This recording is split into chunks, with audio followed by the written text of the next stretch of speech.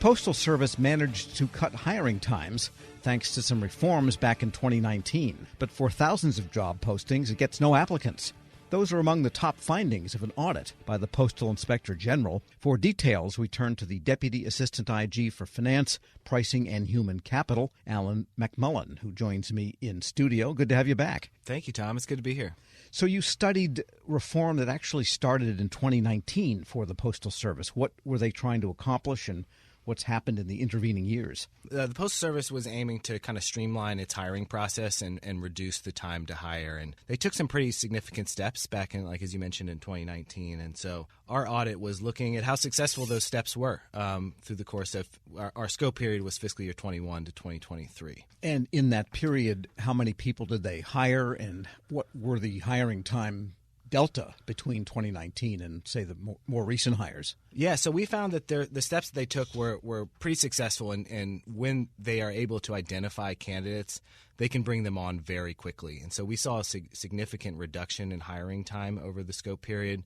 They reduced it by almost 35%. And most recently, from time that the job announcement is posted to when they can get the employee officially on the record is about 30 days. So that's almost as fast as industry. If they can find the candidates to apply, they're very efficient in bringing them on board. And we'll get to that. But what do they do differently, specifically? What could another agency learn from this? The hiring before was a little bit more decentralized, so they centralized the hiring process. They transitioned to a fully electronic application process. They eliminated interview requirements, and they also adjusted their background investigation processes, which gives them the ability to provide interim clearances to bring people on quicker while they finish the full background investigation while they're on board. And the fact that they eliminated interviews in many cases means we're talking about production jobs, maintenance jobs, people delivering mail, where if you can physically do it, there's not that much need for what? These are the positions you think of when you think of the Postal Service: your mail carriers, your clerks at retail post offices, and also those that are working in plants sort of processing the mail. And also the report refers to pre-career positions. What does that mean in the postal context?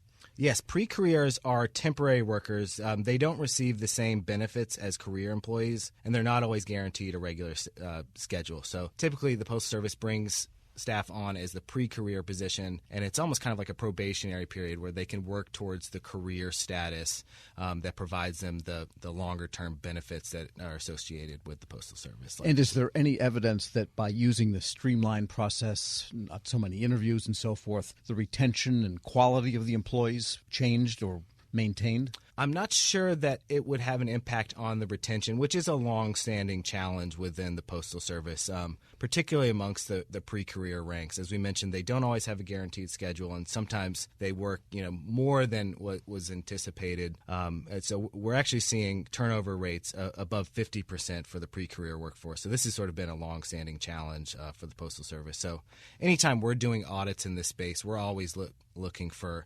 opportunities where they might be able to improve retention. So they get people in faster, but the retention really didn't improve. I would say that it didn't have an effect on retention. I think there was a long-standing challenge prior to this, and it still remains. Now, once the staff move from pre-career to career, the retention rate improves. So it's primarily in that pre-career role that they are experiencing challenges. And that's retention. A different challenge than the speed to hiring in the first place. Absolutely. Anyhow. All right. We're speaking with Alan MacMullin. He's Deputy Assistant Inspector General for Finance, Pricing and Human Capital at the U.S. Postal Service.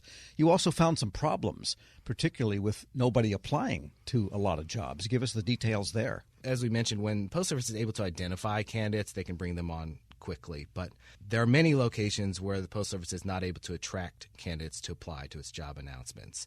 During our scope period, the Postal Service issued over 700,000 postings, but it did not receive applications for more than half. And this is particularly acute in certain locations, with some districts not receiving applicants in upwards of 80% of its postings. And where does this tend to happen? Is it more the rural areas, more the urban areas, or what? It's actually a little bit of a mix there, and we see it in areas where there might be higher costs of living, rising competitive wages from other employers, and also just the overall national unemployment rate. People that are looking for bargaining unit type of jobs or production types of jobs have other options. They do have other options, and also the preferences of the workforce may not perfectly align with the Postal Service. The Postal Service is a fabulous employer, and they offer a lot of great benefits, long-term retirement packages, health insurance.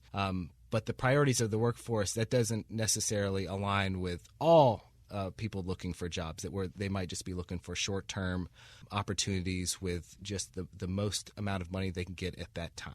Sure. Plus, they're competing in some level, the Postal Service, with UPS, which is unionized and pretty aggressive and really good pay and benefits, and FedEx that tries to keep up with UPS on that front. So that market of sorting things and delivering things is itself competitive.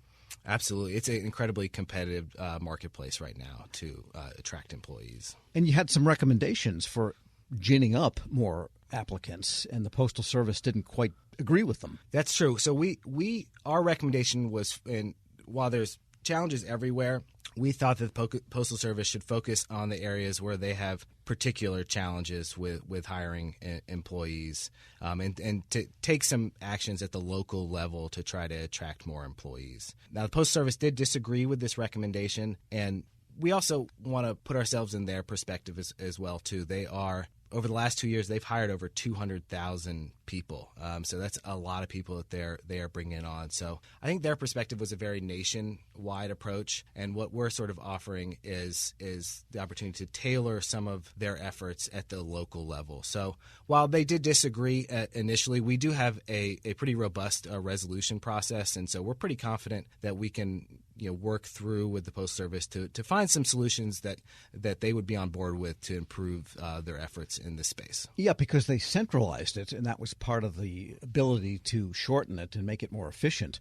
What are some potential steps that could be done locally that would still comply with national regulations the Postal Service has for its own processes and hiring? Yeah, so there's a lot of options here, and we will look to the Postal Service to come up with some ideas to attempt to attract more employees, to kind of raise their brand in certain areas and really market some of the benefits that the Postal Service has. There's also some steps that they can take that they can look into at local levels to provide more options and opportunities for staff to attract them to these positions. And you also recommended providing facility management an opportunity to include facility-specific information when requesting a job posting.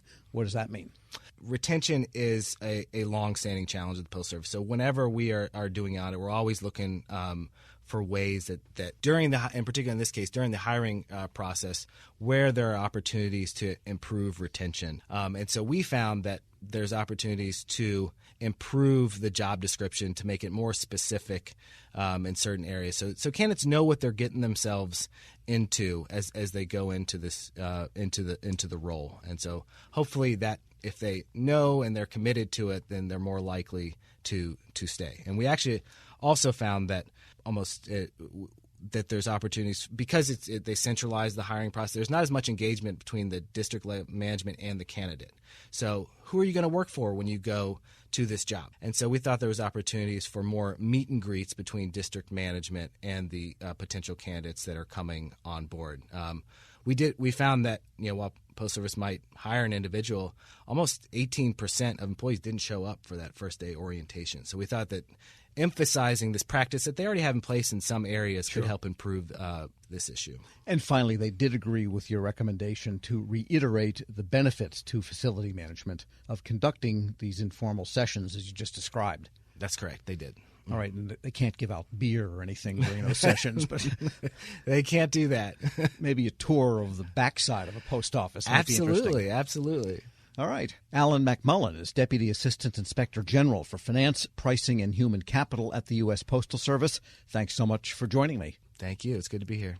We'll post this interview along with a link to his report at federalnewsnetwork.com/Federal Drive. Subscribe to the Federal Drive wherever you get your podcasts.